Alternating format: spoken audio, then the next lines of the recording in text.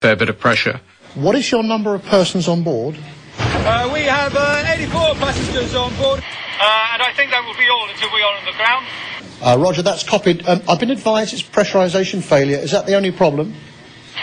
Negative. The captain is half out of the aeroplane, I understand. I believe he's dead. Roger, that is copied. My feeling was, when he told me what was going on, it was one of disbelief, because it doesn't actually happen. You know, it's one of these things that you see in films, that happens in films, but it doesn't happen in real life. And it was sort of the hairs in the back of the neck go up, and there's this feeling down the spine, the tingle down the spine, and you think, no, it's not for real, but it's got to be. Flight attendant holding on to him, but requesting emergency facility for the captain. I think he is dead. Affirm. What is your passing level? Leaving flight level 5,500 feet on 1090. Roger, that's copied. I'll give you a little bit more space, then I'll turn you on to a heading of 180. Yeah, it's a full emergency. It's a 111. Rundle contacts the emergency services at the first opportunity. People are on board, but I'll let you know.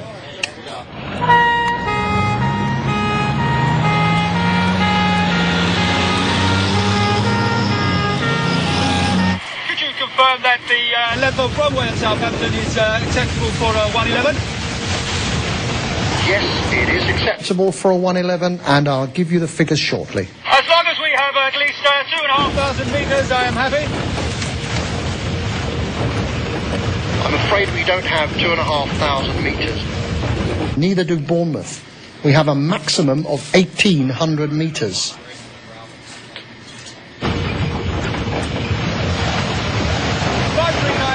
Acheson is concerned that the plane is above its maximum landing weight, being full of fuel for the journey to Malaga. And the BAC 111 can't dump fuel. If the runway isn't long enough, he faces more problems. Whether the aircraft could actually stop on the runway, or whether the tyres would burst, or whether he'd go off the end of the runway. That's obviously what he was worried about when asking for 2,200 metres. 5390. Thank you very much. We are 3 greens and flaps 45, so we are set for approach, but make it please very gentle. Yes, I will indeed. You are number 1 traffic. If you think about it, all the airline pilot training is done with 2 pilots, both compass mentors in the cockpit, one flying the aeroplane and the other one doing all the emergency drills. So what you actually had was the captain hanging out the window, at least one person hanging onto his legs, and Alistair flying the aeroplane with nobody else to talk to. Speedbird of 5390. It's 9 miles from touchdown. You're clear to land. Wind indicates 020 degrees at 14 knots. Descent to height to 15400 feet. QFE is 1017. Roger, sir. Descending to 1,500 feet. Talk me down all the way. I need all the help I can get. Roger, you'll be able to stop the aircraft on the runway and evacuate the aircraft on the runway. He must have been about 6 or 7 miles from touchdown.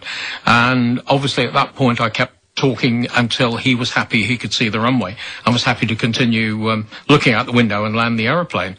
At the point he said he was visual with the runway, I effectively stopped talking.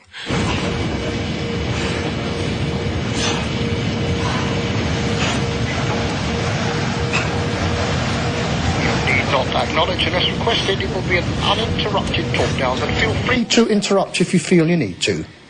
5390. Thank you very much. I have the runway in sight. Thank you. You are clear to land.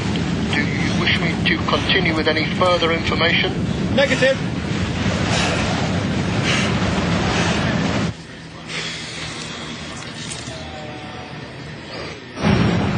"32 minutes after takeoff, with 81 terrified passengers, a nearly full fuel tank, and the captain blasted out of the window, Alistair Acheson attempts the most difficult landing of his career.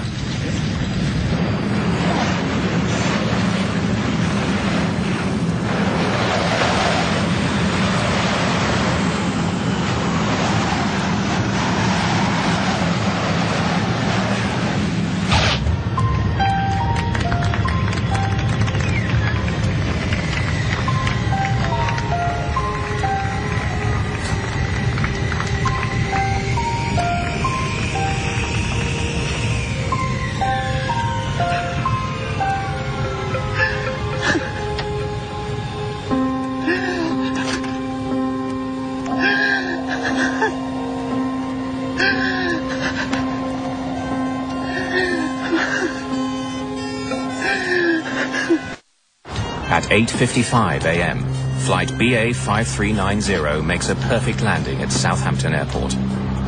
Immediately, emergency vehicles surround the plane. Firefighters remove the body of the captain and lead the passengers and crew away.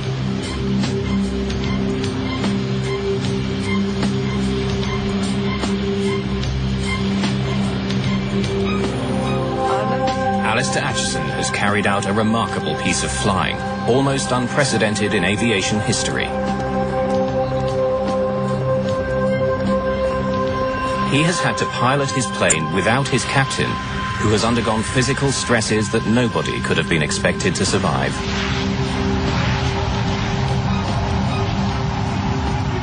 I think these extreme conditions no one expects to occur in their lifetime. His survival time must have been measured in no more than tens of minutes as he became colder and colder and his body systems began to shut down. Tim Lancaster's body was subjected to a two-pronged assault.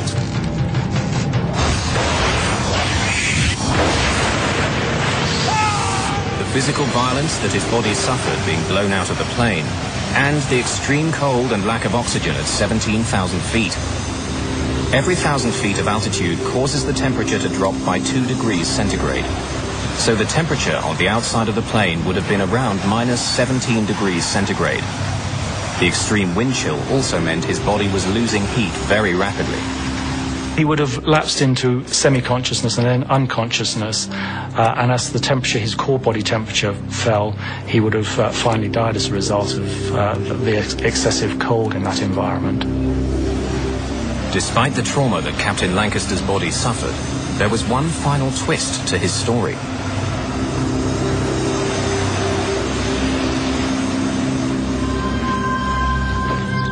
You know, it's only once I've ever been here, and that's 10 years ago, 15 years ago. In the Oxfordshire countryside, John Heward and Nigel Ogden are visiting one of their crew members who shared their horrific experiences. Here he is. Hi, guys. John. How are you? Nice to see you. Nice to see you, mate. Nige. Oh. Come here. Hi. Like on SCP, when you go in, you've got to pretend... The captain of that fateful flight, Tim Lancaster, somehow survived his horrific ordeal.